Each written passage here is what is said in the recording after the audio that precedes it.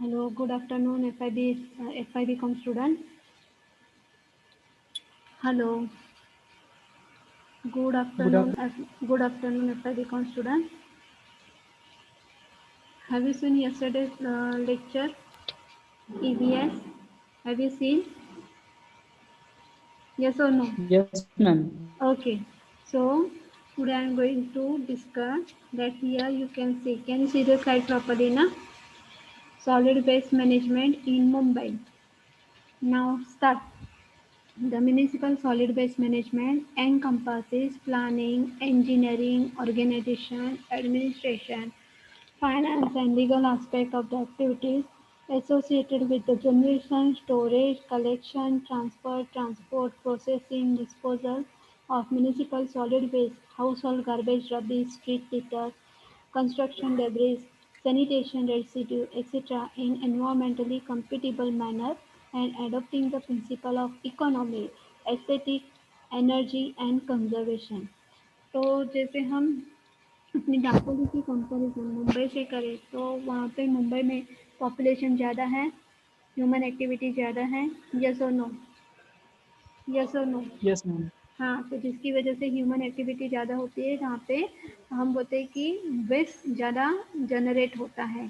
तो यहाँ पे कौन से आपको ऑप्शन दिए गए हैं, जैसे देखिए यहाँ पे स्टोरेज है, कलेक्शन है, ट्रांसपोर्ट है, ट्रांसफ़र है, फिर उसको हम इसकी वजह से for example house hold garbage है, रबिश है, स्ट्रीट लिटर है, फिर कंस्ट्रक्शन डेब्रिस है, सैनिटेशन, ये सब चीज़ों को मिलाकर जैसे एक मात्रा में या अनेक मात्रा में वो ज़्यादा बढ़ जाता है। नाउ वी विल डिस्कस, यहाँ पे देखिए the functional element of solid waste management.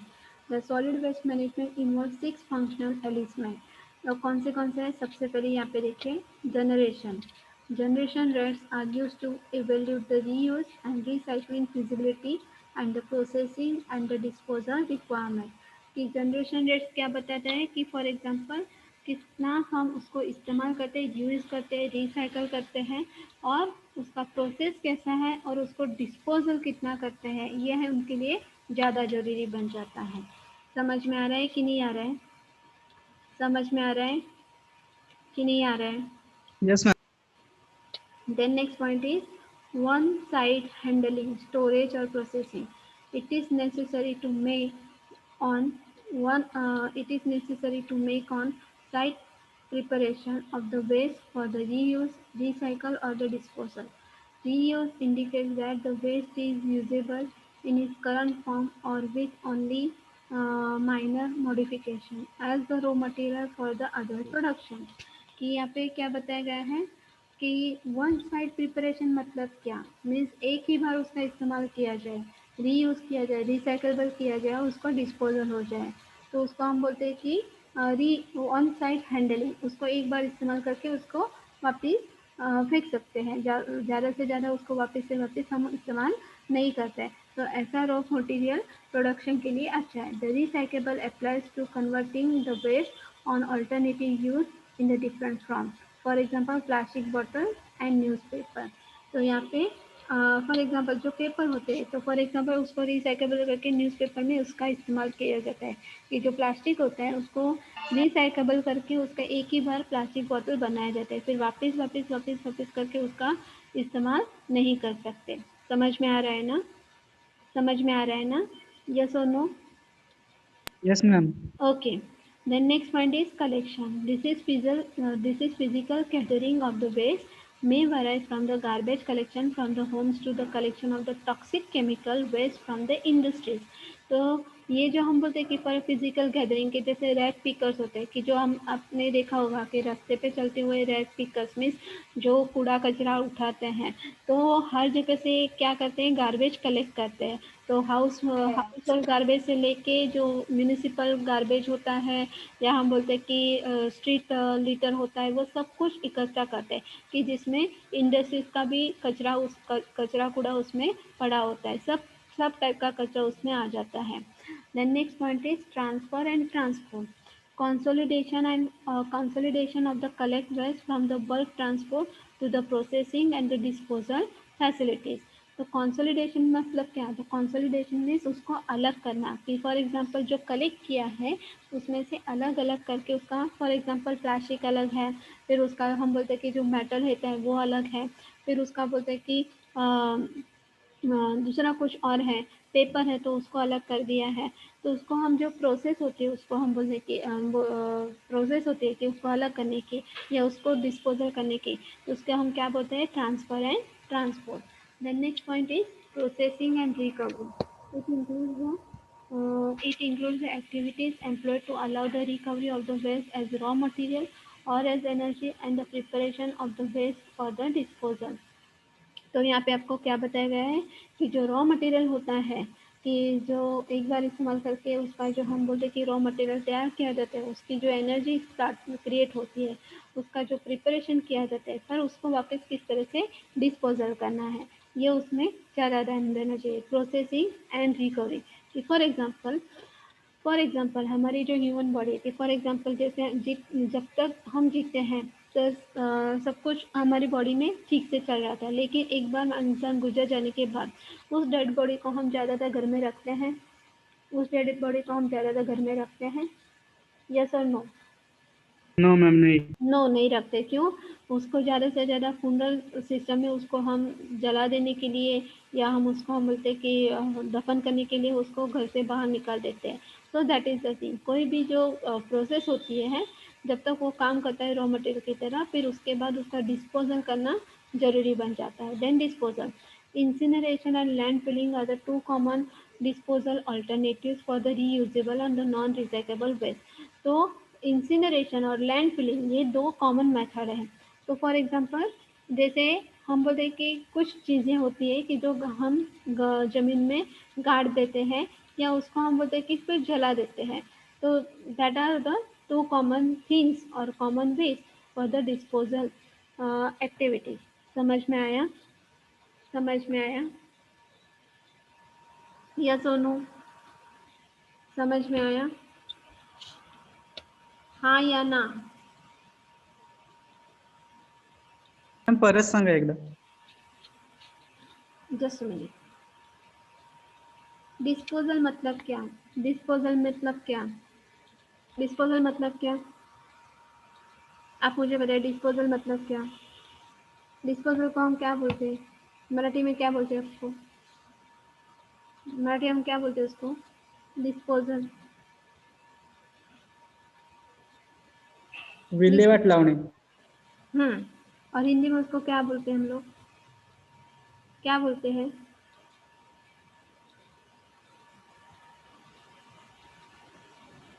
उसको ख़त्म करना। डिस्पोजल मीन्स उसका हम बोलते हैं ना, फॉर एग्जांपल कि कुछ चीज़ें ऐसी होती है, मैंने आपको अभी ह्यूमन बॉडी का एग्जांपल दिया, तो ह्यूमन बॉडी को जो का तो हम ज़मीन में दफनाते हैं या उसको हम जलाते हैं। These are the two ways of disposal alternative.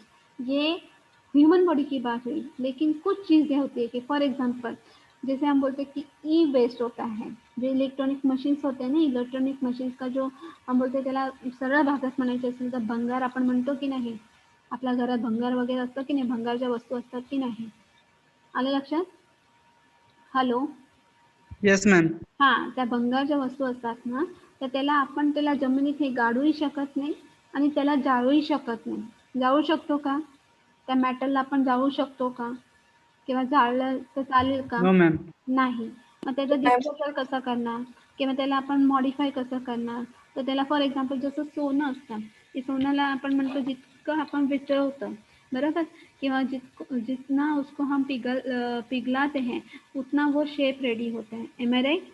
कोई भी मेटल हो तो इसके येस लिए मॅम. यो उसको हम बोलते हैं रिसाइकेबल वेस्ट उसको बोलते हैं। तो उसको हम क्या बोलते हैं? डिस्पोजल बोलते हैं। रिसाइकेबल वेस्ट नहीं, सॉरी, डिस्पोजल बोलते हैं। उसका काम उसको ठीक तरह से कहीं ना कहीं उसका इस्तेमाल करना, उसको अगर हमने क्रिएट किया है तो उसको ख़त्म करना भी है हमारा काम है। समझ में आ रहा है? अभी समझ में आया? Yes ma'am. ओके। अभी ये मैं कल पढ़ा चुकी हूँ, अभी मुझे ये पॉइंट याद है कि ये मैं सब कुछ आपको पढ़ा चुकी है, वापस वापस रिपीट नहीं होने वाला है। आगे का पॉइंट देखते हैं। ये गोरा है वगैरह, ये देखिए ये मैं पढ़ा चुकी हूँ आपको।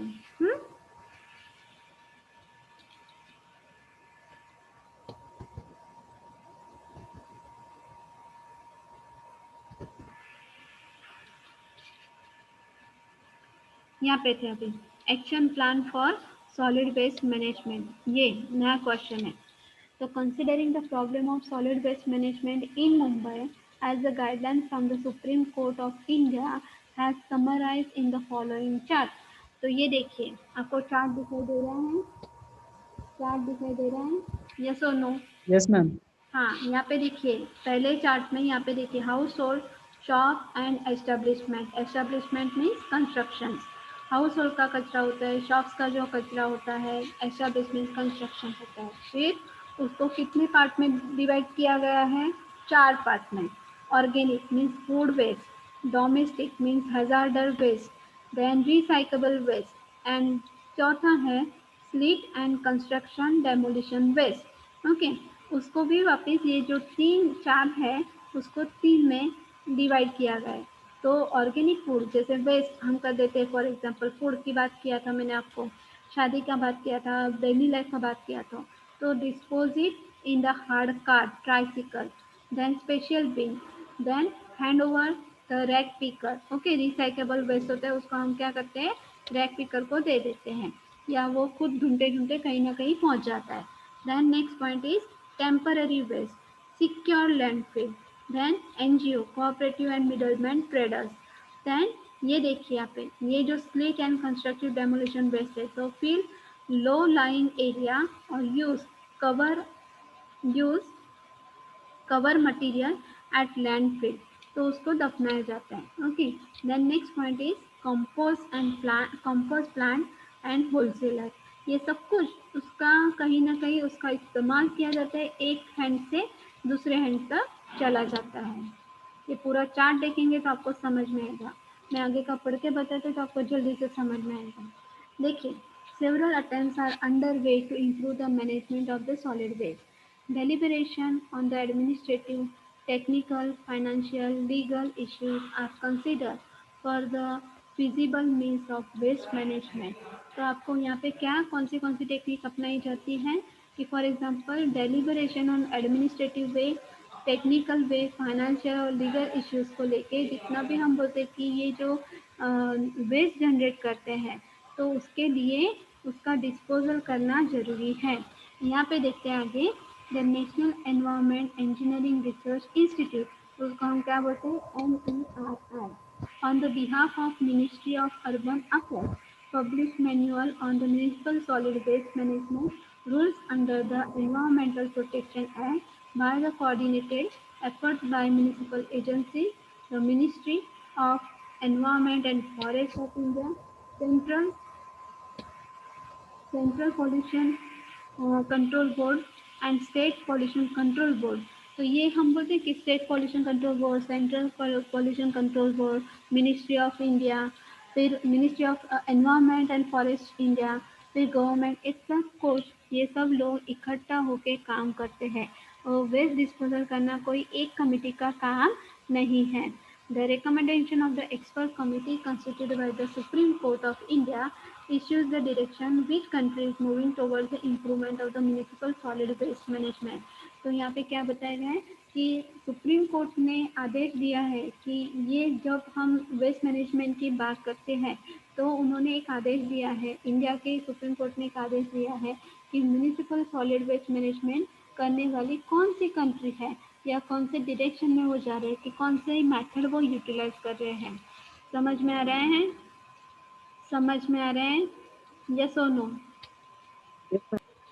ये सिंपल वाले आपको जल्दी से समझ में आएगा। The directives given by NERI, national environment, R का मतलब क्या होता है? आर का मतलब होता है research, sorry, national environment engineering research institute. तो वो क्या बताते हैं कि of urban waste management are followed by the municipal corporation. यहाँ पे देखिए, ban on throwing waste on the street, levy of administrative charges from the full litter on the street. तो यहाँ पे आपको रास्ते पे कचरा डालने के लिए क्या कर दिया है, बैन कर दिया है, और जो भी कचरा डालेगा उसके लिए क्या होगा, पेनल एक्शन होगा या उसको चार्जेस बताया जाएगा, चार्जेस उससे लिया जाएगा। Then segregation of the waste at the sources, कि उसका सेपरेशन होना चाहिए वेस्ट, जैसे बोलते हैं ड्राई और wet waste. Okay, then door steps collection of the waste कि हर जगह जाके, फॉर एग्जांपल मुंबई जैसे जैसे बिल्डिंग होते हैं, वहाँ पे घर घर पे जाके जो हम बोलते हैं कि रैक पिकर्स होते हैं, वो कचरा उठाते हैं या कचरे वाला आता है। आपने देखा भी होगा शायद, आपके मुंबई में आपके जो रिश्तेदार होंगे उनके घर पे यहाँ पे आपने देखा होगा। देखा है कि नहीं देखा है? देखा है कि नहीं देखा है? यस मैम, देखा है. हां, जैसे हमारे यहाँ पे कचरा का आपण त्याला म्हणतो घंटा गाडी येते, कचरा गाडी येते, तसं तिथे येत नाही. पण प्रत्येकाच्या घरी कचरावाला येतो. त्या वेळेतच तुम्ही कचरा तुमच्या तिथे डिस्पोजल करून टाकायचा. असं. समजलं? समजलं? Yes ma'am. Then sweeping street on the all the days of the year. तो कभी कभी ऐसा होता है कि जो स्वीपर्स होते हैं कि हाँ आज इस वीक में दिखाई दिए, फिर 2-3 वीक के बाद दिखाई देते हैं, तो नहीं, ऐसा नहीं होना चाहिए। हर एक स्ट्रीट का कचरा रोज बरोज निकलना चाहिए। Then working not for sweeping street कि उनको काम बांट देना चाहिए, क्योंकि कभी कभी ऐसा हो जाता है कि उनके लिए लोड बढ़ जाता है। तो उनको उनको फॉर एग्जांपल उनका जो ग्रुप होता है उनको पर्टिकुलर एरिया दिया जाता है कि आपको इसी ग्रुप में इस एरिया में काम करना है, इस ग्रुप को इस एरिया में काम करना है, उनको काम बांटा जाता है। समझ में आ रहा है? समझ में आ रहा है? और उसके हिसाब से उनको पैसा दिया जाना चाहिए। Then provision of litter bins at the public places कि जो हम पब्लिक प्लेसेस में जो कचरा कूड़ा डालते हैं उसके लिए भी पनिशमेंट मिलना चाहिए। Then abolition of the open waste storage site and the manual collection. तो जितना भी हम बोलते हैं कि डंप यार्ड है या for example open waste storage site है, उसको ज़्यादा से ज़्यादा नहीं रखना चाहिए, उसको निकाल देना चाहिए, क्योंकि ओपन होगा तो वहाँ पे कचरा डलेगा। समझ में आ रहा है? समझ में आ रहा है? ओपन होगा तो वहाँ पे कचरा डलेगा ही डलेगा। The next point is conversion of organic waste into the compost. तो ऑर्गेनिक वेस्ट है उसको कंपोस्ट कैसा किया जाए, उसका ट्रांजिशन उसको किस तरह से किया जाए। Compost means organic waste means food, तो उसको किस तरह से डिस्पोजल किया जाए ये हमको सोचना चाहिए। The next point is upgrading of the existing dump site.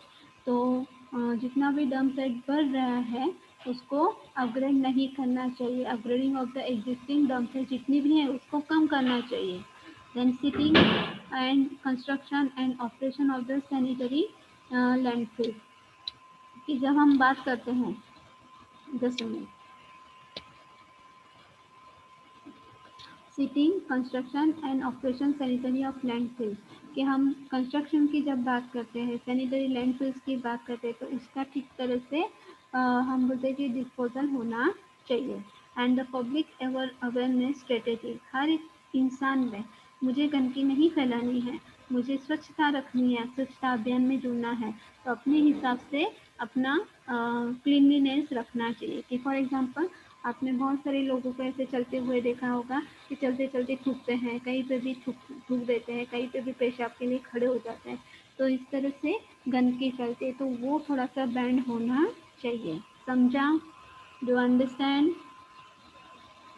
Do you yes ma'am. Understand? Okay. Yes, then ma'am. Next point is role of citizen in the waste management. हमारे सिटीजन का क्या काम है? तो in India solid waste management services are provided by the civic bodies such as corporation, municipality in the urban areas and panchayat in the rural areas। कि जहाँ हम waste management की बात करते हैं तो वो मैनेज करने का काम सिटीज में कौन करता है? म्यूनिसिपैलिटी करती है, म्यूनिसिपल कॉरपोरेशन करता है, और गांव में कौन लोग करते हैं?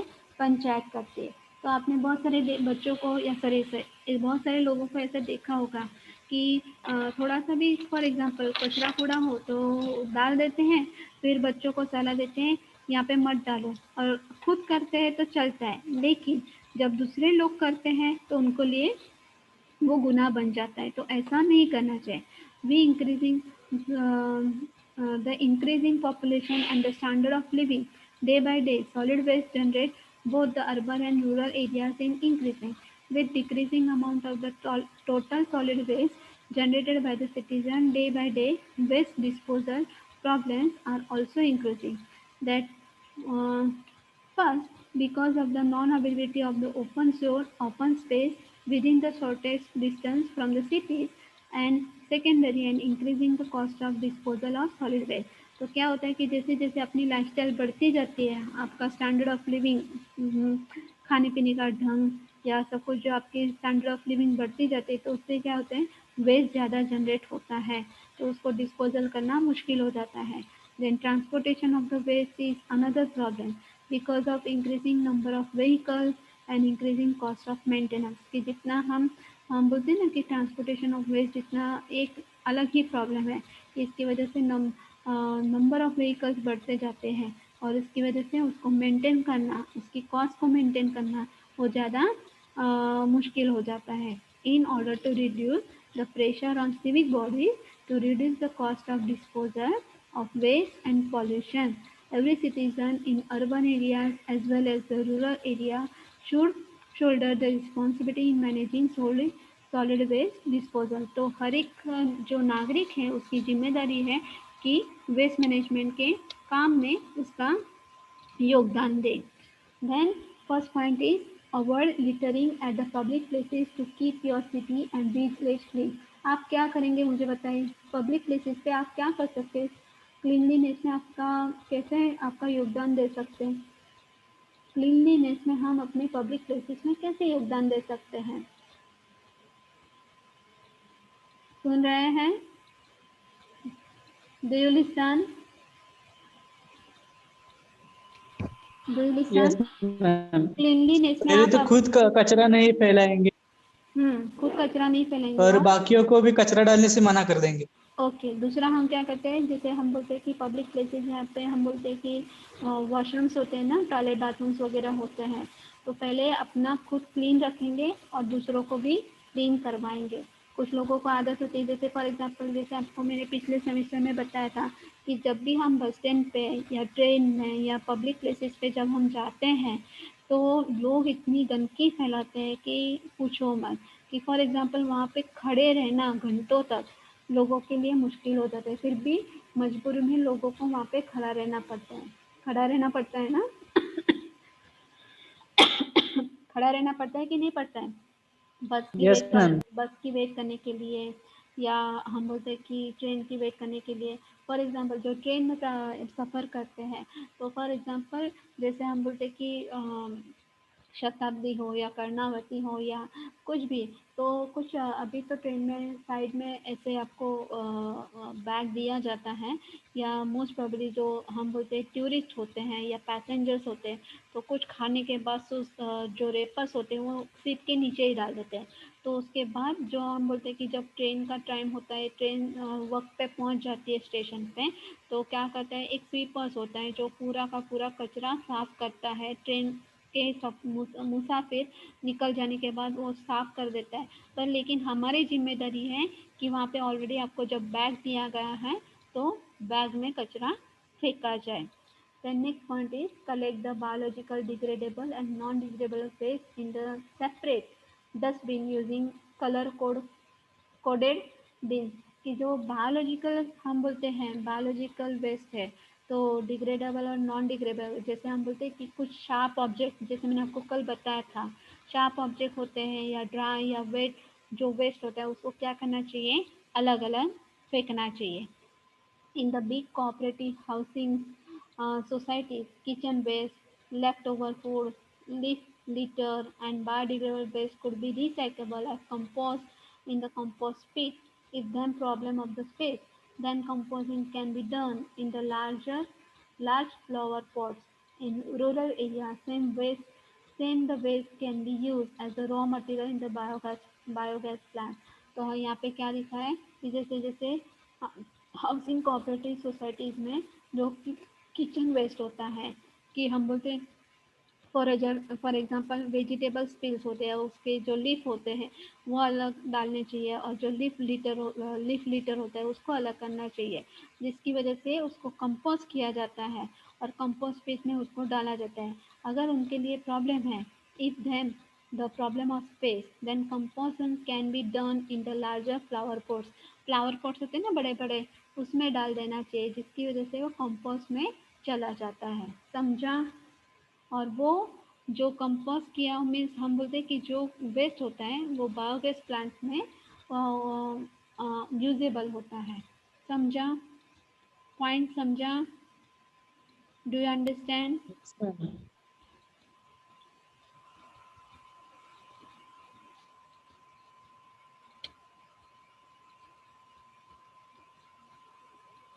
ये देखिए, waste paper from the old notebook use unwanted office stationery old newspaper etcetera could be use to prepare recyclable paper. जो हमारा पेपर होता है कि फॉर एग्जांपल नोटबुक के पन्ने हो, या हम बोलते हैं कि ऑफिस का स्टेशनरी हो, या जो पुराना न्यूज़पेपर हो, तो उसको रिसाइकेबल करके नया पेपर बनाते हैं। मीन्स वो पेपर उससे ज़्यादा क्या होता है कि पेड़ कम काटने पड़ते हैं। Then next point is it is recommended that the citizens reuse the collected plastic. Different kind of the plastic could be segregated and sold to the kabadiwala as well. Thus, the plastic waste from the solid waste collected in the urban and the rural areas can be reduced.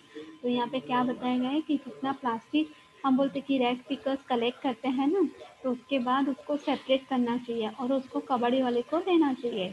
तो उसके बाद क्या होता है, urban area में भी यही practice करनी चाहिए और रूरल एरिया में भी यही प्रैक्टिस करना चाहिए। कि फॉर एग्जांपल प्लास्टिक का हम बोलते हैं कि जैसे हमने प्लास्टिक जैसे पॉलीथीन बैग जो जो पतली होती है और जो हम बोलते हैं कि थोड़ी सी थीन होती है, थोड़ा सा वेट वाली होती है, तो थोड़ा सा वो क्या होती है, ठीक होती है, तो वो अलग अलग करना है। प्लास्टिक होता है कि फॉर एग्जांपल जैसे प्लास्टिक के कप होते हैं या टॉयज होते हैं, वो अलग अलग कर देने चाहिए, जैसे हम उसको बोलते हैं कबाड़ी वाले को दे देते हैं। Then next point is citizen can work to protect their house, society, building, neighbourhood etcetera from becoming huge dustbin. तो अपने आप के अपने अपने आप के और अपने घर को, अपनी सोसाइटी को, अपने आसपास के परिवार को या हमारे पड़ोसियों को हम डस्टबिन बनाने से रोक सकते हैं। तो वो किस तरह से रोक सकते हैं? They can take up the clean up campaigns which involve not only themselves but also other in their locality। सिर्फ स्वच्छता अभियान में ज्वाइन करने से, कंपेन में ज्वाइन करने से स्वच्छता रखे ये स्लोगन बोलने से नहीं होगा। सबसे पहले उसको प्रैक्टिकली हमको क्या करना पड़ेगा? अप्लाई करना पड़ेगा। तो उसकी वजह से क्या होता है, जब हम खुद उसको पहले अप्लाई करते हैं तो ही हम बाकी को बोल सकते हैं। समझ में आया? समझ में आया? यस और नो? यस और no? Do you understand? Yes, ma'am. समझ में आया ना? हम्म। तो अभी हमारा ये पहला चैप्टर, पहला यूनिट यहाँ पे खत्म होता है। ठीक है? ठीक है? Yes, ma'am. Okay, our Yes. EVS first unit is over. किसी को कुछ प्रॉब्लम है? किसी को कुछ प्रॉब्लम है क्या? नहीं ना? प्रॉब्लम है?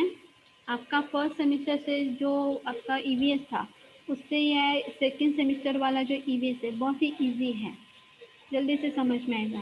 प्रॉब्लम नहीं है ना? यस और नो? हाँ, सालिया? मुस्कान बोल रहे, कौन बोल रहा है? कौन बोल रहा है? कौन बोल रहा है? सालिया या मुस्कान बोल रही है? कौन बोल रहा है? Okay, so we shall stop here. ठीक है? Yes, ma'am. If you have any problem you can contact me personally. Madam ये समझ में नहीं आया, या कॉलेज में आके भी आप मुझे पूछ सकते हैं। ठीक है? हम्म। Yes, ma'am. ठीक है, चलो। कितने बच्चे हैं? 27।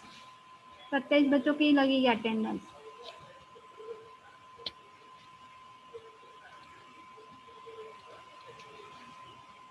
ओके, चलो।